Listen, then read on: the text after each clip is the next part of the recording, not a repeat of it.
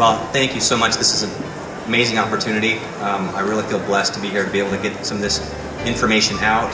And I think that over the course of this time, you're going to hear some of the same stuff, because what we're dealing with here is what we're not hearing out there in the public. The people that are coming here, that are out in that conference area, at all these different booths, they're searching. I mean, people are literally lost, looking for answers to health. And praise God that we have people here that are willing to get out and share their time, and because there's lots of good things out there. But what I want to do is give my plea to the media here today about what it is that I think could be a huge benefit to anyone in this room, anyone in this auditorium. But first I want to start by saying this, that we've all been brought up to believe, I certainly have, that the reason people have sickness, illness, disease is because of certain risk factors, certain genetics, poor diet, toxins in the community, things that they're eating, bad luck, of course, bad germs. And those things certainly have a huge effect, or they can have a huge effect on your health and vitality.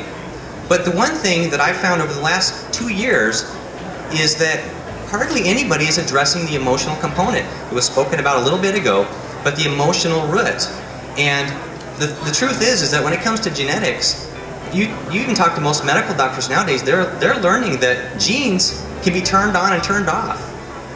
It has to do more with your environment. And environment has more to do with what you're putting in your body, what you're thinking, what you're feeling, what you're believing, and things like that. So the same is true of germs. If germs were the cause of disease, then would we have any medical doctors left? I mean, really, these are the people that are on the front lines against germs all the time, and they're still able to practice. So those things have a big piece. But what I want to talk to you today about is something that I believe it's been scientifically shown is one of the biggest causes that is just not addressed. For example, has anybody ever wondered, why do some people get cancer and others remain fully healthy? I've wondered that. Have you ever wondered why some people end up with a digestive problem and then somebody else in their family has a heart problem, or some families, they don't have any issues at all? And why do some people get a particular illness at a specific time in their life? And these are questions that I've often wondered, and until recently I never really knew the answers to that. But what it comes down to is that people really are looking to answers to these mysteries. And I do believe that I have some piece that can help with that here. And what it has to do with is something I learned that I'm using in my office, where we're using an advanced mind-body diagnostic system to help get to the root cause of some of these issues that people are dealing with. When I talk about these issues, what I mean are emotions that can become trapped in the physical tissues of the body. I'm talking about belief systems, I'm talking about lies that people believe, and I'm talking about other things that are hindering a person's ability, they're blocking their ability to be healthy. And a drug, a potion, even in some cases supplements, herbs, homeopathy, is just not going to get to. We've got to get to the root. So what I found is that the missing link is this. There's scientific evidence since the late 1970s out of Europe. Medical oncologist is the first person that kind of came up with the theory, and then it's been shown over and over and over through case studies and through lots of research in Europe that there is something called a conflict shock that occurs at the moment of a shocking event. They termed it conflict shock. And what happens is that there's an emotion that occurs in a person's life. And the thing about it is that it could be that the conflict shock is all about perception. So for one person, it could be just a passing remark that someone made that they were kind of like, what? It took them by surprise. Here's the theme that runs through every single one of these conflict shocks. It's dramatic, it's shocking to them, it's isolating, they didn't know how to deal with it at the time. And at that moment, what has happened that at the level of the brain, the level of the emotion or psyche, the level of the organ, and at the nervous system, there's a connection. And it all happens at the same time. And they've literally shown on brain CT scans, over 30,000 cases, you can see the physical effect on a brain scan.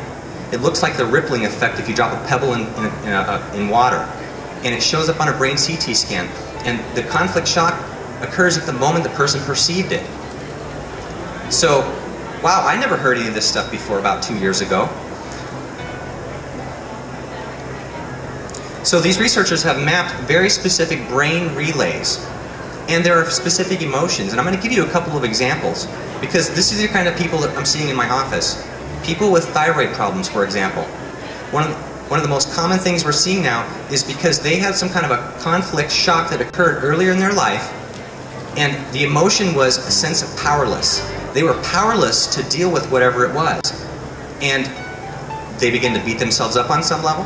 Self-hatred fills it in, and so on. With eczema, I mean, how many people in here know somebody who has eczema? We're seeing this in kids. Eczema is a skin issue. The conflict that goes with that is called a separation conflict. And as an example, mom and child could be home together for the first 5 years of their life. Now all of a sudden, the child goes to school, doesn't really understand it, gets thrown on the bus, and they experience it as a separation from their mom, and they don't even think that they're maybe going to come back. Guess what? It's very common they could develop eczema, and they might develop it in a place where they felt the loss of attachment to their mother, like the insides of the arms, for example. So these are the kinds of things that we're seeing in our office, but not only do we have the diagnostic ability to find out what those emotions are, what those beliefs and lies are, but we have tools. I have tools and techniques that I use to help them to release that emotion, to help them release that shocking event, the beliefs that they're harboring, the lies they're harboring. And when they truly do that, that is when healing begins. Now, I'm not saying they don't need a supplement, perhaps, to help support their system. I'm not saying that they don't need perhaps even a medical drug at some point. But the fact is that unless and until we get to that bottom piece and pull it out by the root, they are not going to fully heal. I'm going to give a quick testimonial. I think I have a little bit of time here. Young lady, 24, came in the office, low back pain. Low back pain is epidemic. Everybody has it. And I checked her spine. I'm a chiropractor. I check spines. Guess what? I didn't need to adjust her. The issue was that about 3 weeks prior to this, she had a run-in with her boss. And the boss berated her in front of her colleagues. And it was shocking to her, it was isolating to her, and she took it, she was beating herself up. And the conflict with it is called a self-devaluation conflict. She was devaluing herself on some level, and she developed low back pain. Within a half an hour, after using the techniques we have, that I'm using in my office, she left the office, and the next morning the back pain is completely gone. She did nothing else. So that is just one example, and again, what we're looking at here is using these techniques to get to the underlying root issue. Not only that, but to help people understand why their body is going through this. Because people are asking, why did I get cancer? Why me? What if it was because they experienced a shocking event earlier in their life, they didn't know how to deal with it, and nobody else addressed it? If we can address that, you see how fast people could be getting healed. Thank you so much for your time today.